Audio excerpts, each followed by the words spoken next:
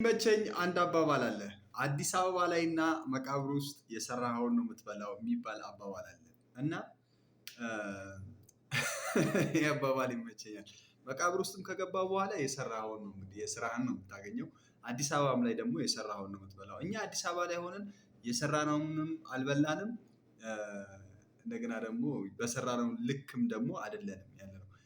የሆነ ሆኖ ግን አብዛኛው ሰዎች እምነት የግጥም መጽሐፍህን የት ነው የምናገኘው፣ እንዴት አድርገን እናንብበው የሚሉ በርካታ ሰዎች አሉ። ፊልሜን አይታችሁ የወደዳችሁ ሰዎች እንዳላችሁ ተስፋ አደርጋለሁ።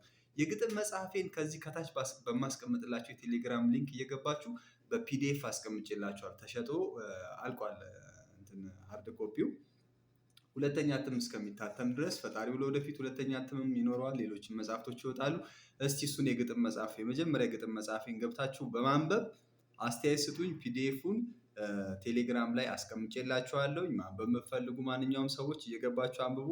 እምነት ሰሚኑ አካሉ ነኝ። ይመቻችሁ። መልካም ቀን ተመኘውላችሁ። ቤቱን ፎሎ ማድረግ፣ ይህን ቪዲዮ ፋቮራይት ላይ ማድረግ አትርሱ። አመሰግናለሁ።